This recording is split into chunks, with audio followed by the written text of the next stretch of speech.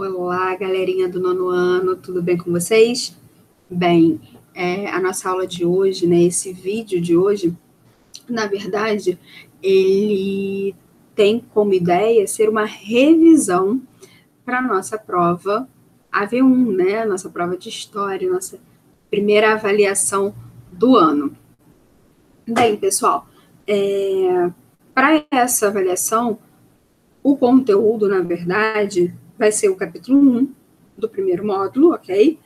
Que tem o título A Primeira República, ok? Então, vamos iniciar o nosso compartilhamento aqui no nosso livro didático, exatamente para a gente pontuar alguns tópicos importantes do capítulo.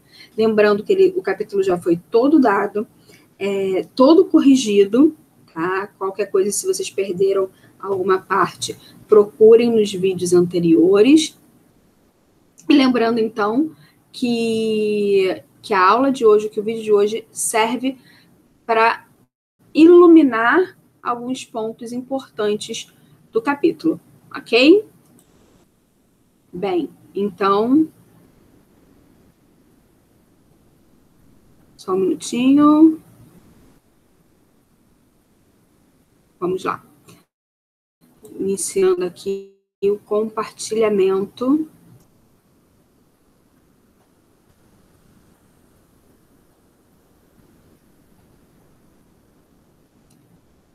Já vai iniciar o compartilhamento do nosso livro, já está iniciando.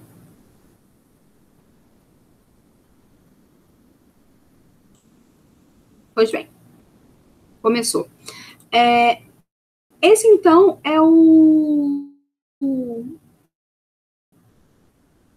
a abertura, né, do nosso capítulo, do nosso primeiro capítulo, que é o conteúdo da nossa prova. E aqui tem um textinho que é bastante interessante, porque ele resume. No final do século XIX e início do XX, as cidades brasileiras passaram por um processo de modernização, que resultou em várias mudanças e melhorias em suas estruturas urbanas. Porém, nem todos os grupos sociais foram beneficiados com essas mudanças, de maneira que, mesmo após a proclamação,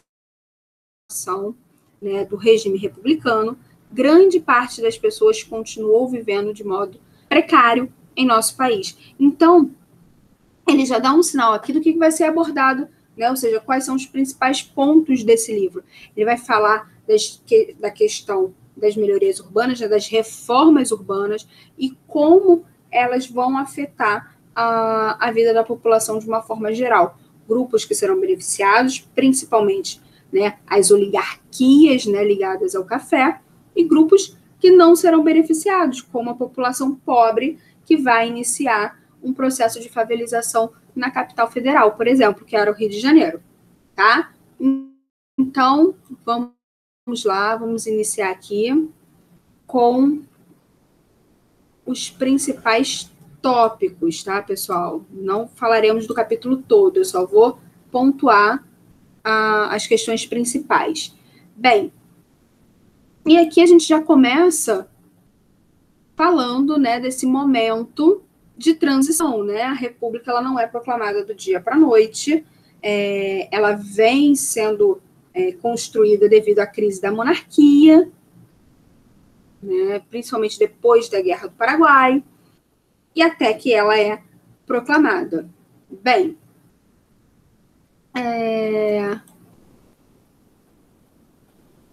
o poder econômico das oligarquias. A elite oligárquica, né, principalmente ligada ali à elite cafeeira, vai ser um grande incentivador da República, principalmente os cafeicultores de São Paulo, né? São Paulo, Minas, né, que estavam ali insatisfeitos com o poder monárquico.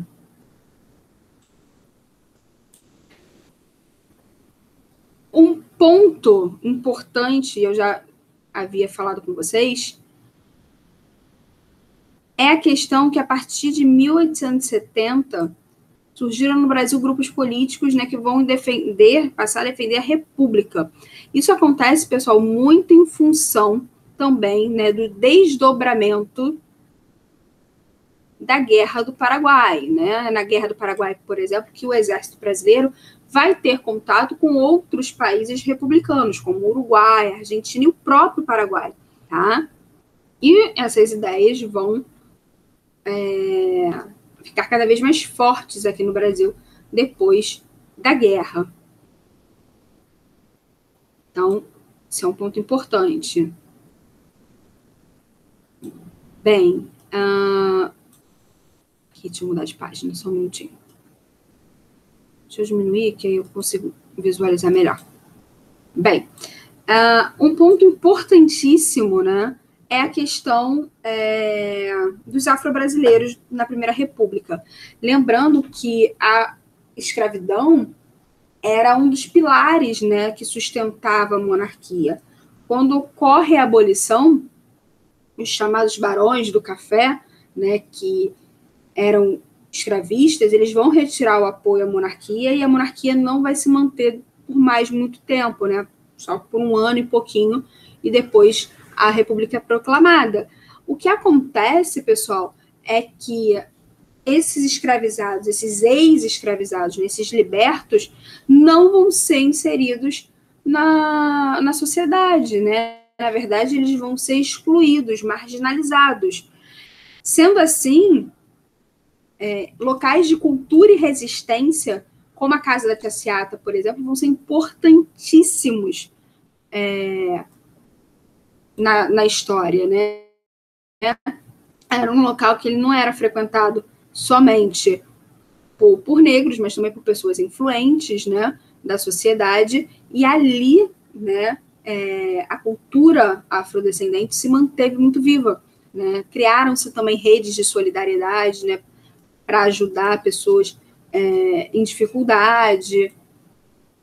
Esse ponto é bastante interessante, tá, pessoal?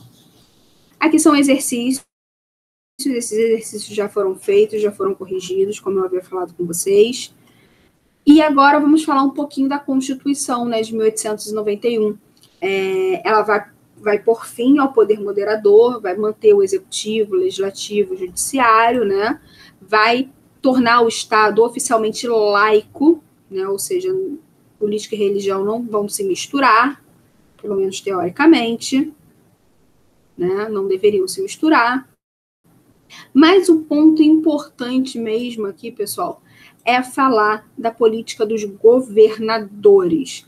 O que era a política dos governadores, pessoal? Era um esqueminha, né, para manter as oligarquias, as principais oligarquias do país, que eram principalmente São Paulo e Minas, no poder. Então, como é que funcionava isso?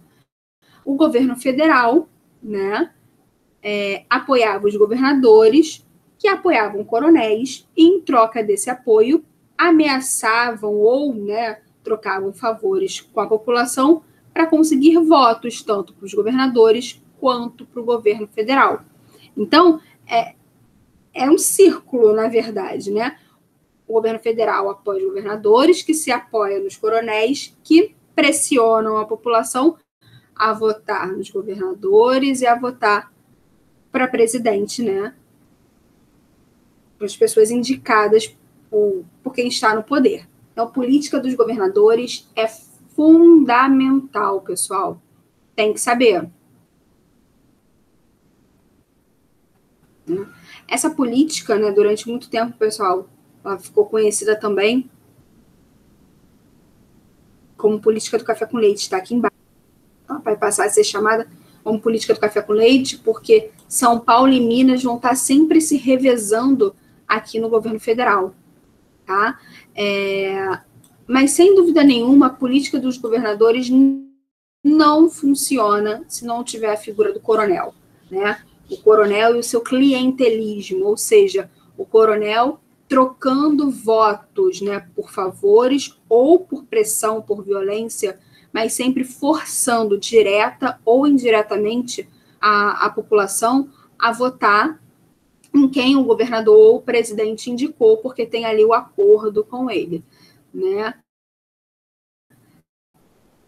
Lembrando que esse voto dominado pelo coronel se chama voto de cabresto, porque não é um voto por medo ou por troca de favores a votar em quem o coronel indicar, porque o coronel tem uma aliança com o governador, que também tem uma aliança com o governo federal.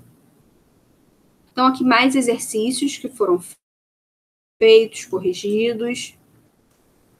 Só resgatar nos vídeos anteriores, tá? Quem tiver alguma dúvida. E aí a gente entra na parte da urbanização e da modernização.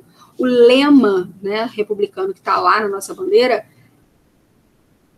é ordem e progresso, né? Então, você precisa organizar as cidades, você precisa civilizar as cidades para que o progresso chegue, né? Então, mudanças vão começar a ocorrer, né? Principalmente mudanças na urbanização, né? A chegada também do abastecimento de água, de esgoto, que antes não existia nos bairros. Essa tecnologia.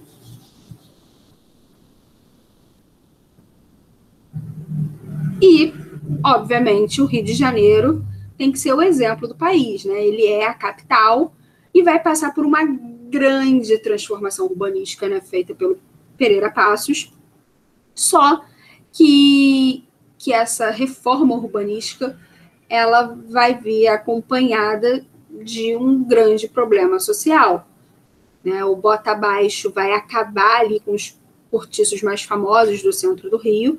Cortiços são aquelas habitações coletivas, né, onde várias famílias moram no mesmo lugar, e essas famílias vão ser expulsas porque, para dar lugar a ruas largas, a grandes praças, né, arborizadas, bonitas, você precisa tirar aquelas casas do caminho e essas pessoas vão perder o seu teto. Sendo assim, elas vão começar a ocupar, né, os morros próximos ao centro do Rio, porque elas precisam ficar próximas ao trabalho. Então, é nesse momento que será iniciado o processo de favelização do Rio de Janeiro, né, que é um grande problema urbano, social também, enfim. Então, essa população que já está revoltadíssima com essa situação, né, de ter sido expulsa das suas casas, vai enfrentar ainda um surto, né, de várias doenças, na verdade, de febre amarela, varíola, enfim, né? E o sanitarista Oswaldo Cruz vai falar que a vacinação obrigatória é a única solução. Só que se hoje, em pleno 2021, tem gente questionando a vacina, imagina lá no início do século XX, né, pessoal? Então, a população já descontente com o bota abaixo e desinformada com relação à vacina vai dar origem a uma das revoltas mais famosas do período, que é a revolta da vacina, que leva o nome de revolta da vacina, mas, na verdade, ela é uma junção de descontentamentos. Ela é o bota abaixo mais a vacinação obrigatória, ok? Exercícios também feitos e corrigidos. Vida nas cidades e luta operária, né? É nesse momento que uma grande parte dos imigrantes vão chegar ao Brasil e eles vão trazer, né, ideias políticas que já estão muito consolidadas na Europa, né, como, por exemplo, o socialismo científico, o anarquismo, né, e eles vão dar início ao movimento operário, né, a formação dos primeiros sindicatos, as organizações das primeiras greves, tudo isso lutando por melhores condições de vida do trabalhador. Temos aqui, novamente, exercícios que foram feitos e corrigidos. Falamos, né, dos movimentos de revolta urbanos, né, movimento operário, revolta da vacina. Vamos falar agora um pouquinho dos movimentos rurais. Canudos e Contestado, eles têm semelhança, por mais que um seja lá no Nordeste e outro no Sul do país, eles vão ter pontos de semelhança, como, por exemplo, a ideia do messianismo, né? Tanto Canudos quanto Contestado tinham líderes que eram considerados messias pelos seus seguidores, né? Ambos aconteceram em áreas rurais. Bem importante vocês terem em mente aqui Canudos e Contestado. Voltando um pouquinho para os movimentos urbanos, nós temos a Revolta da Chibata, né? A Revolta da Chibata, ela é importante porque ela demonstra que muito, né, da ideia escravocrata, da monarquia, ainda existia, né, nesse período de transição. A Marinha, por exemplo, tinha um estatuto nessa época extremamente escravocrata, tanto que as punições eram punições muito semelhantes às que se davam aos escravos, como, por exemplo, a chibatada, né? E é através, né, da chibata, né, por isso se chama Revolta da Chibata, que acontece uma grande revolta, onde os marinheiros vão se mobilizar, né, eles vão lutar ali contra os baixos salários, as péssimas condições de tratamento que eles tinham, né? Eles queriam ser cidadãos não, eles já eram, eles só queriam ser tratados como, né, cidadãos e não como pessoas de segunda classe, né? Então, Revolta da Chibata é bem importante também. Bem, pessoal, sendo assim, encerramos o capítulo, né? Encerramos os pontos principais do capítulo e vamos para a nossa folhinha de revisão, né? Tem folhinha, vamos corrigir a folhinha da semana. Bem, qual a função dos coronéis na Primeira República? A função dos coronéis era exatamente conseguir votos, né?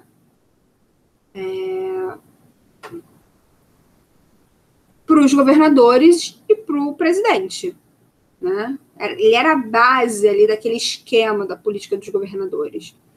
2. Qual a intenção do governo com as reformas do Rio durante a Primeira República? Bem, modernizar, né? A ideia de trazer o progresso, de trazer a civilização. E 3.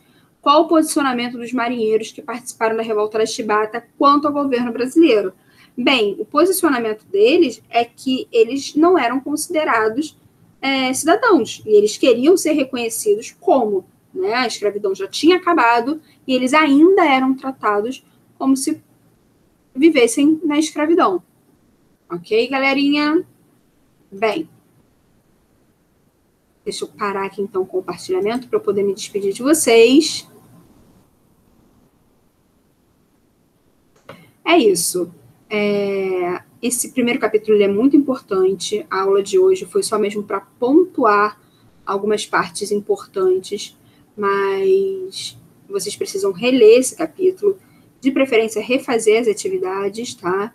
Como eu falei, resgatem vídeos anteriores e façam com muita atenção essa avaliação, ok? Porque o conteúdo foi todo dado e eu tenho certeza que todo mundo vai conseguir tirar uma nota bem legal. Então, até o nosso próximo encontro. Um grande beijo. Tchau, tchau.